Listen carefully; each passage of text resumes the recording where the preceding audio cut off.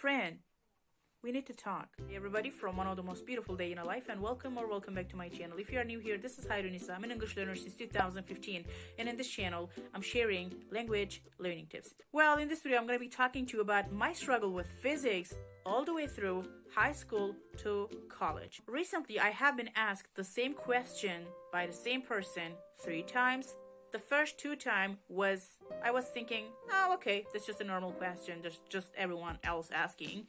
And the 3rd time that this question has been asked to me by the same person, it was different.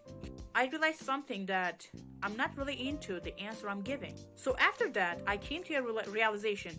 Why I wasn't really into the answer I'm giving. So the last couple of weeks, I was busy with finding an answer to that question.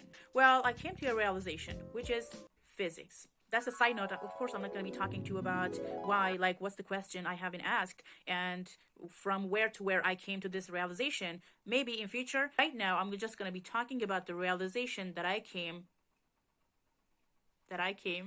and sharing with you, okay? Well, physics is one of the classes that I struggled the most in my entire student life. I was looking for the answer of the question that why am I really struggling with physics? What is the first time I felt really negative about physics classes?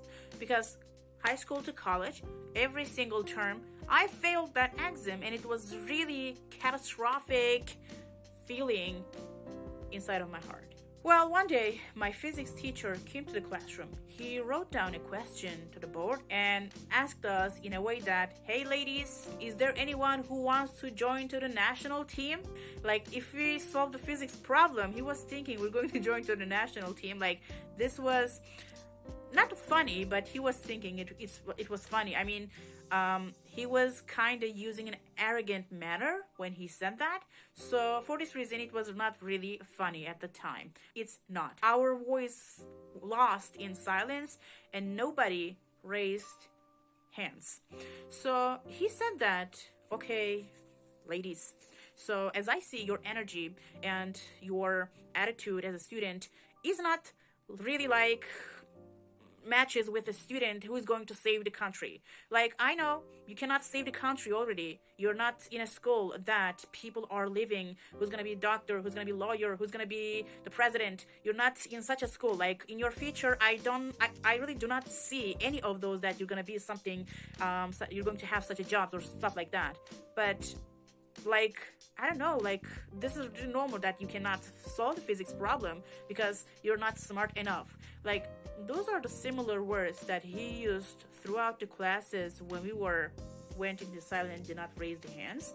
So even when you raise the hand, he would always find something to make you feel ashamed of yourself. And the best choice at the time was just to not say anything and just being silent. And for this reason, every single classes, I was always feeling bad. And I knew that I'm smart enough to solve those problems, but I really hated him and I didn't give the attention that I need to give him. And unfortunately, at the time, this is my part of mistake that I wasn't really talking about this with my family to find a solution for this problem. And this became a toxic habit for me to think and to hate this class. So this is the first time I start to hate physics lessons. So I graduated from high school, my college life started, and in college, they expect you to learn really fundamentals, basics of the physics, or every single class, chemistry and math, calculus. I didn't have that knowledge. I wasn't educated enough to solve the physics problem in college level. So the thing is, I failed in the starting from the 2nd year of college. I failed until the the graduation year, unfortunately. No shame on that. I'm not really afraid to say that. I'm just person who just tried to uncover all of my childhood traumas and try to fix it. So I'm not really ashamed of to say that. And the thing is, in the last year of college, I met with a professor. I was taking the class from him. I knew that in every single class, he made me feel that he has a passion for physics, in love with physics, as his wife, like really enjoyed. I really felt that I really enjoyed that class for the first time, like at the age of my 21 or 22. So I passed the exam with my own hard work and effort. So now let's compare two things.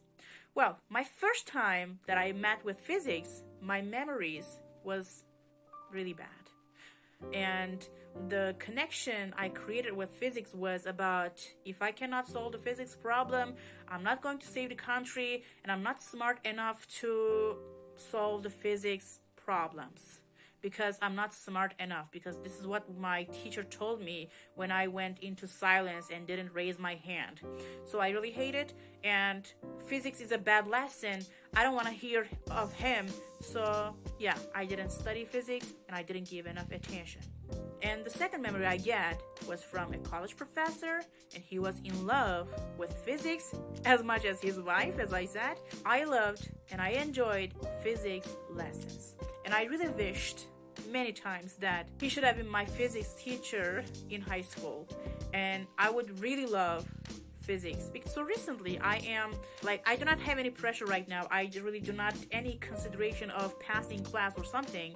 And I start to study from Physics for Dummies book, which is really basic fundamental books if you do not have any physics knowledge. Recently I learned something really fundamental about physics that for a very long time I didn't figure out why. Why should I show 1000 as 1.0 10 times 3? I really couldn't figure out why I should show that way.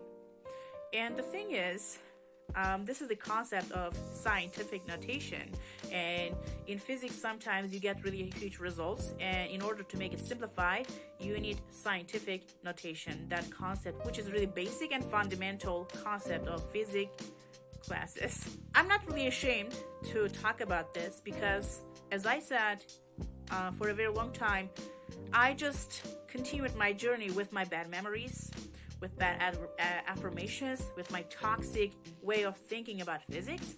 But right now, no pressure, no consideration of passing or failing from an exam. I'm just doing it on my own, and I really enjoy doing it. So ladies and gentlemen, what I really am talking about right now, if you are struggling with learning English, like for a very long time you're studying English, you're trying to improve your English, you're trying to improve your speaking, you're trying to improve your English vocabulary, you want to connect with people, but in some way you cannot do it. So I really want to ask you a question.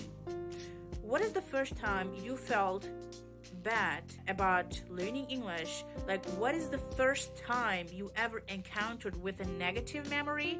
I really want you to go after that question and find your own answer and really build your own path and your own healthy, enjoyable English learning habits.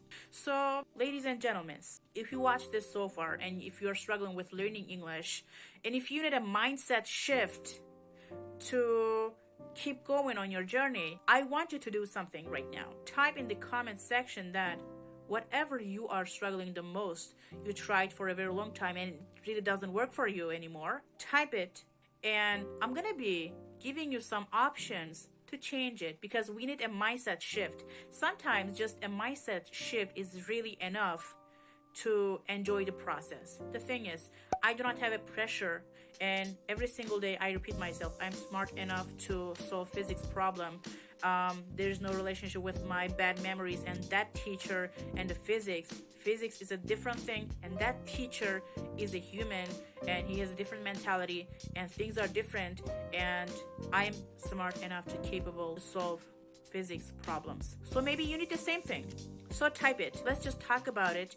I'm gonna give you how you can improve it, how you can change it, or let's talk about the mindset shift that you need to have. Like, whatever comes into your mind when it comes to learning English and the negative feeling or thought, whatever it is, just type it, and let's talk about the mindset shift that you need to have in order to learn English. Ladies and gentlemen, I'm at the end of my words. Hope this video was helpful. Regardless, as always, no matter what, I will see you next video. Bye for now.